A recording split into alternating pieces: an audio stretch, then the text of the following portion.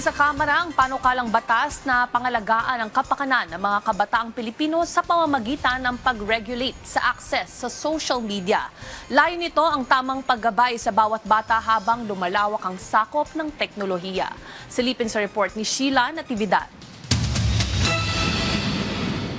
Sa talamak na pangyayaring karahasan sa iba't ibang lugar na makikita sa social media, maging sa eskwelahan, palagi nang binabantayan ni Donna ang anak niyang kinder student. Bukod kasi sa takot siyang magkasakit ito, nakakatakot na rin anya na hindi maging sapat ang paggabay niya sa kanyang anak sa panahon ngayon. Sa panahon natin ngayon, marami ng mga pababa yung mga gumagawa ng krimen. Ang anak niya kasi, hindi rin maalis ang mata sa paglalaro ng gadget. Kaya kung may isusulong lang anyang batas na magpapababa sa edad ng paggamit ng social media, ay susuportahan niya ito. Bilang magulang, siyempre pabor ako. Kagaya niyan, meron akong anak na na iba yung epekto sa bata ng social media. Sobrang nakakatakot.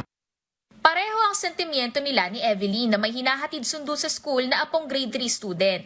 Pero kung 13 years old pataas naman daw ang edad na gagamit ng gadget, sabi niya, pabor ako doon na 13 above. Yun ang pangintulutan na mag-aaral ng kumawak ng mga gadget para po sa kapakanan nila kasi ang dami-dami na nilang nagagaya sa mga social media na hindi karapat-dapat sa mga bata. Kailangan din po nila yung mga 13 to above na gumamit ng gadget kasi nagagamit din po sa school gaya ng yung online class. Kailangan din po talaga po nila.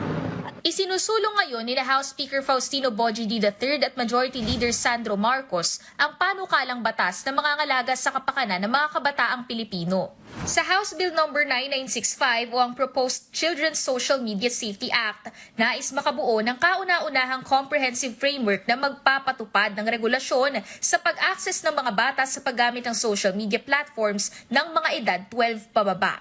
Kapag naman 13 to 18 years old, nakasaad sa panukala na kailangan ng pahintulot mula sa magulang o guardian at magkaroon ng supervision sa paggamit ng social media.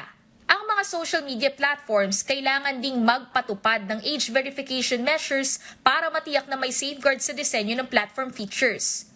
Ang panukala rin kasing ito ay magre-regulate ng algorithms o yung pagkakasunod-sunod ng content sa social media platform na ginagamit mo at maging ang pag-aalis ng mismong platform ng mapanganib o ipinagbabawal na content.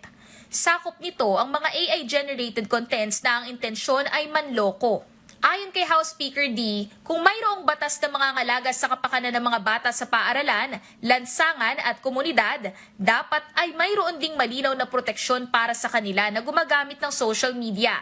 Hindi rin siya sang-ayon na ipagkait sa kabataan ng teknolohiya dahil malaki anya ang naiaambag nito sa komunikasyon at edukasyon. Nararapat din anya na siguraduhin na naaayon ang paggamit ng social media sa edad ng isang bata, kung saan dapat ay mayroon silang gabay mula sa kanilang magulang o guardian. Dagdag pa niya, habang lumalawak ang digital world, kinakailangan din ng pagpapatibay ng proteksyon para sa kanilang mga anak. Para maisulong ang batas, inuutusan nito ang pakikipag-ugnayan sa Department of Information and Communications Technology at Department of Education. Ito ay para maisama ang digital literacy at ethical social media use sa K-12 curriculum.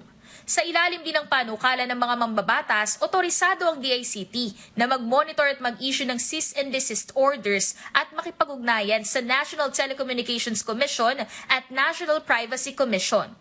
Ang mga social media platform na paulit-ulit na lalabag sa sandaling ito ay maging ganap na batas ay maaaring maharap sa pagmumulta ng 5 million hanggang 50 million pesos. Maaari ring maharap ang mga ito sa temporary restriction of access at pagbabawal na makapag-operate sa bansa alinsunod pa rin sa due process.